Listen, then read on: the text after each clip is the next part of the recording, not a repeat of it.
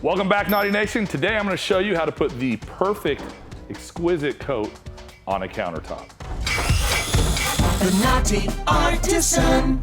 Okay, so starting out, I'm going to grab my 220 grit sandpaper, and I'm going to start with my edges here. So I've got this countertop that we built. This is going in a tattoo parlor.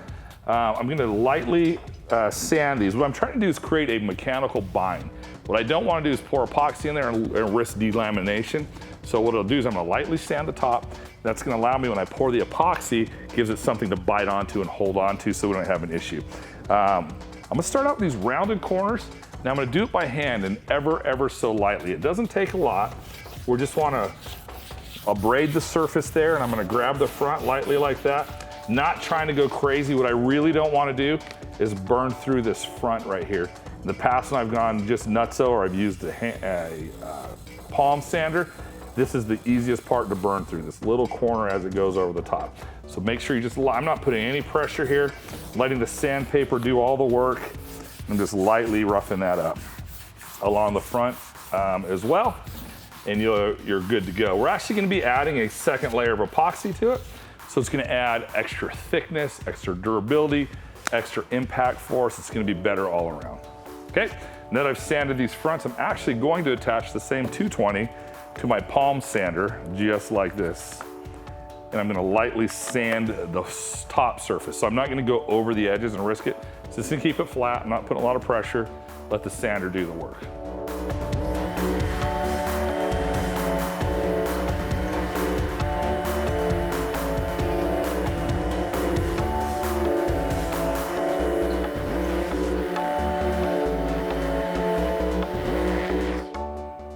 Just like that, I'm gonna leave it just like that. Now I wanna clean it. If you'll notice, I got a clean glove. If I just wipe it across, see all that? We want that off our piece. So I'm gonna grab my trusty crocodile wipe right here, and I'm gonna give everything a really good wipe. I wanna clean all that epoxy dust off that I just created. So I've got a clean surface, so when I pour this on, it's now roughed up and my epoxy has something to bite onto, as well as I'm not leaving any dirt or debris left behind to get into my epoxy, just like that. So give it a second pass, take it through just like that. I got a clean glove, I know we're good. For this piece, we're gonna use super gloss. Super gloss is a perfect top coat to put on, or flood coat, as you might have heard it before. I used super gloss previously when we made this, so this is the second coat of it. Got my trusty measuring cup here. I'm just gonna measure out 16 ounces of super gloss.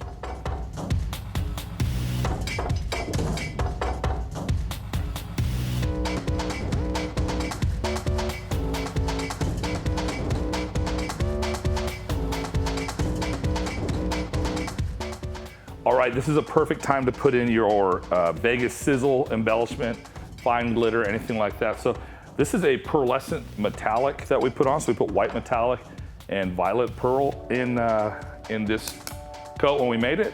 This is just gonna be straight clear, and I'm gonna put just the littlest amount of gold, just like that, to add a little secondary effect in there. I want it to be something you notice, not something that overpowers. So I put just the littlest bit in there. I'm gonna mix it up. This is something you would wanna do in your clear coat if you're gonna do that. If you put it in your color coats, they tend to sink in the bottom or be covered up by the other micas and just less visible. So I like to do it right in the top coat. So I'm gonna mix this up for a couple minutes and make sure we got it nice and blended together.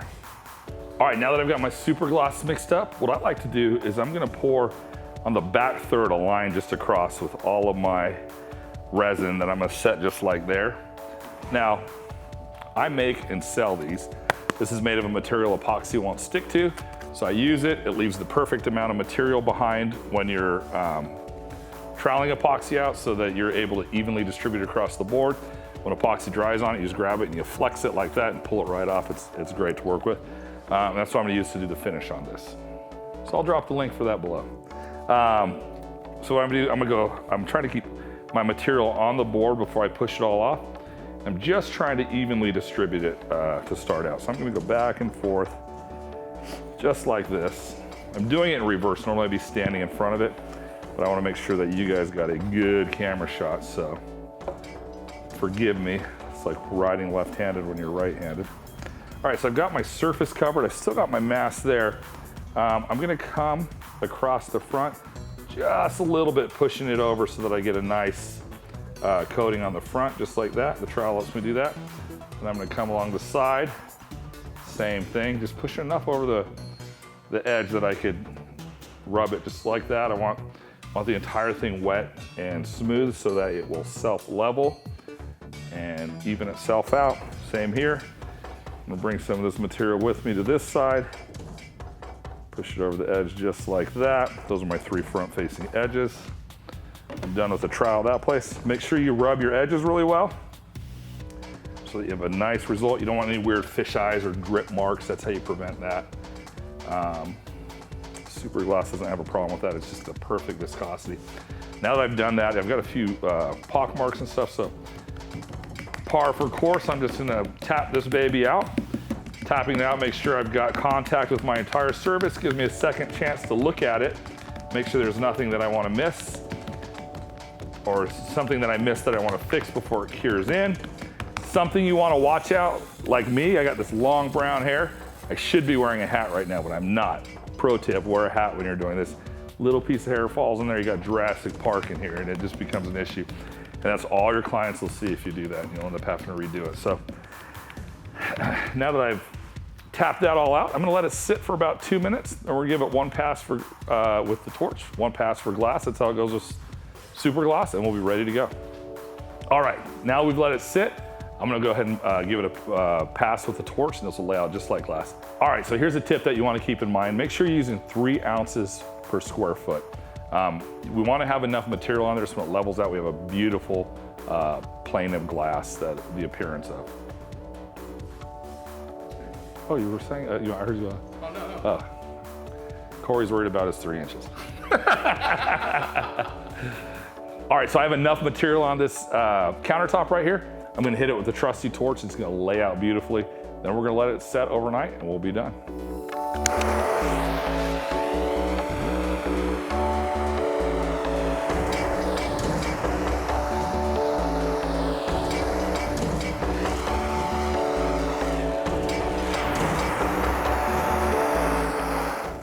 And just like that, you'll have a perfect finish for your countertops as well.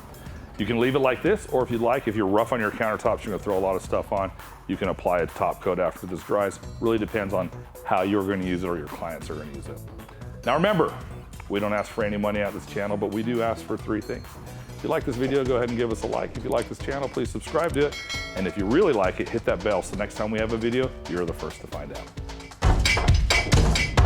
The Naughty Artisan. The Naughty Artisan. Do not skimp on your resin. You want a minimum of 3 inches per square foot so that you have enough. The way that you'll end up with a less than glass-like surface, if you follow those, is to do less than 3 inches. You wanna make sure you've got enough material on there to level out and do everything you need to do. How do we do that? Why? 3 ounces, not inches. You said 3 inches twice. No, I didn't. You did. You're gonna have to show me that. You said 3 inches, 3 inches per square foot. You said that. No, I didn't. No, I didn't. I swear. All right. So Okay, we'll redo that section. Let's do that. Hit that bell so next time we have a video, you're the first to find out. One take Bronson. Okay, I'm tired of 2 takes. Oh, look at that. Wow.